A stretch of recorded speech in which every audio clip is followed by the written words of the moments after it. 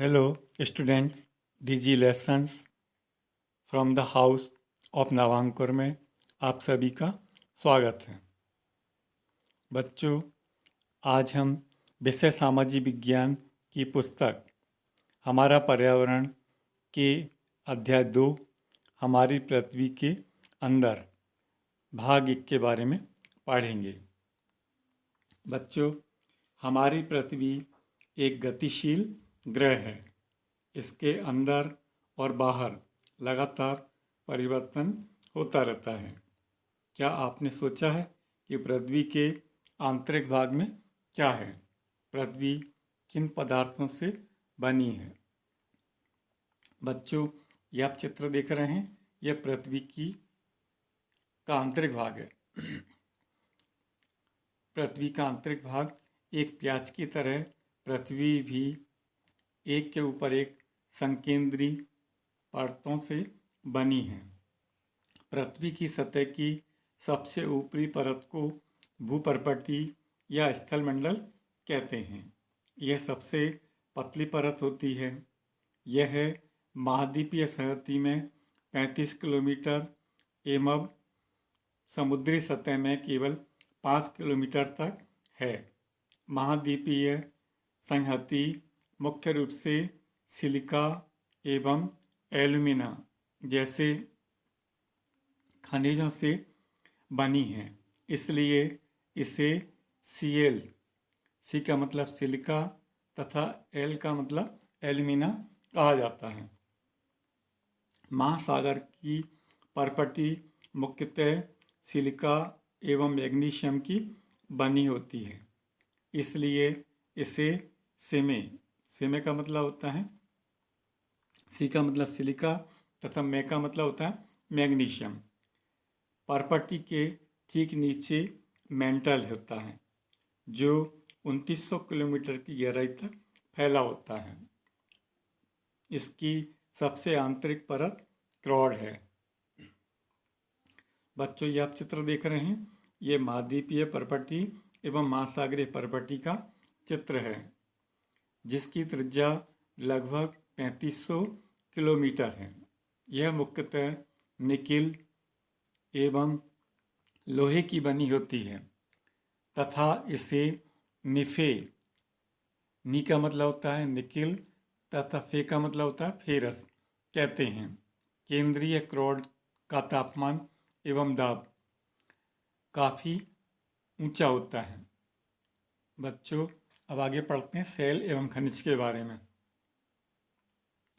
भूपर्पटी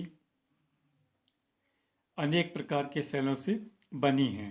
पृथ्वी की परपटी बनाने वाले खनिज पदार्थ के किसी भी प्राकृतिक पिंड को सेल कहते हैं। शेल कई रंगों की, आकार एवं गठन की हो सकती हैं। मुख्य रूप से शेल 3 प्रकार की होती हैं।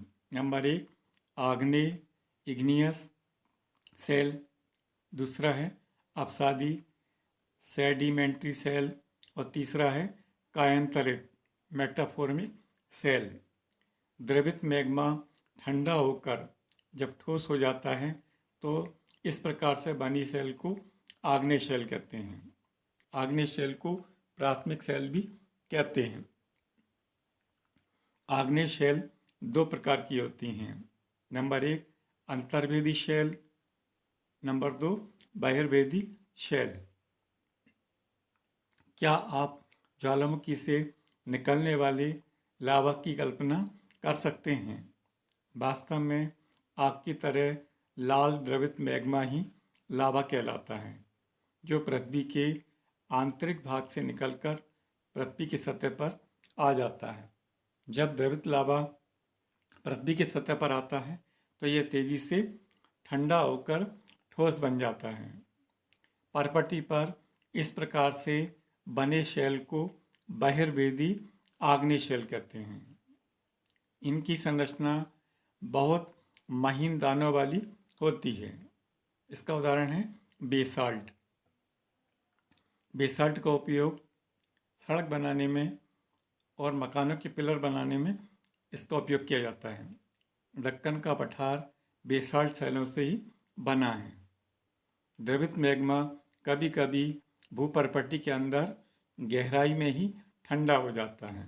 इस प्रकार बने ठोस शैलों को अंतर्वेदी आग्नेय शैल कहते हैं। धीरे धीरे ठंडा होने के कारण ये बड़े दानों का रूप ले लेते हैं।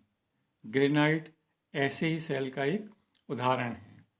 लेई, मसालों तथा दानों का चूर्ण बनाने के लिए जिन अपघर्षण पत्थरों का उपयोग किया जाता है वे ग्रेनाइट से ही बने होते हैं।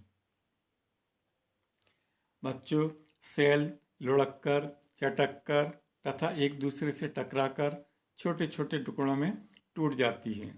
इन छोटे कणों को ही हम अवसाद कहते हैं।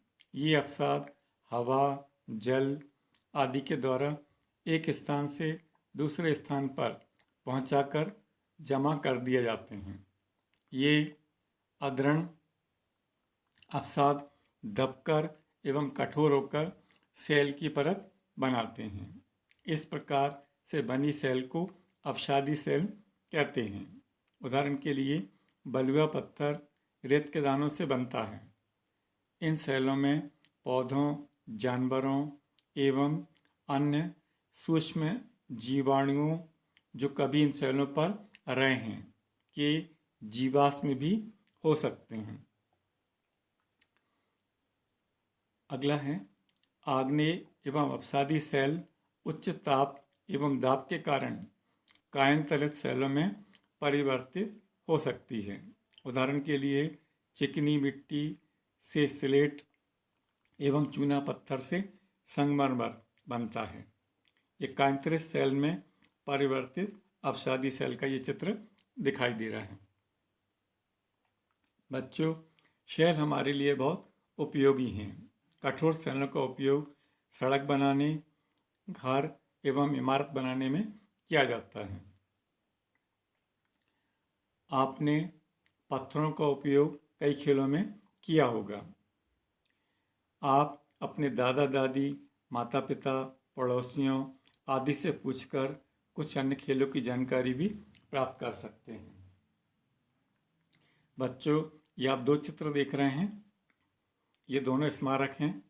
पहला है दिल्ली का लाल किला, ये लाल बलुआ पत्थर से बना हुआ है। दूसरा चित्र है ताजमहल का, ये आगरा में है।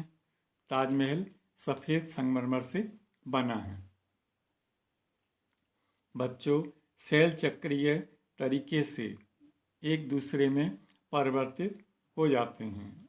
एक सेल से दूसरे सेल में परिवर्तन होने की प्रक्रिया को सेल चक्र कहते हैं। ये आपको चित्र दिखाई दे रहा है, यह सेल चक्र का चित्र है। आप जानते हैं कि द्रवित मैग्मा ठंडा होकर ठोस आग्नेय सेल बन जाता है और ये आग्नेय सेल छोटे छोटे टुकड़ों में टूट जाती है और एक स्थान से दूसरे स्थान पर स्थानांतरित होकर अवसादी सेल का निर्माण करती हैं। ताप एवं दाब के कारण ये आग्नेय एवं अवसादी सेल कायांतरित सेल में बदल जाते हैं। अधिक ताप एवं दाब के कारण ये कायांतरित सेल पुनः पिघलकर द्रवित मैग्मा बन जाती हैं।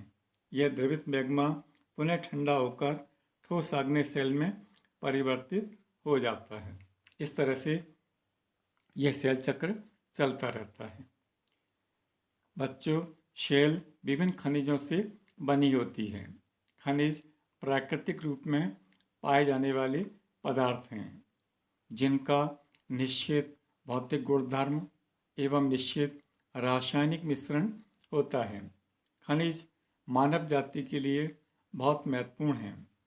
कुछ का उपयोग ईंधन की तरह होता है, जैसे कोयला, प्राकृतिक गैस एवं पेट्रोलियम।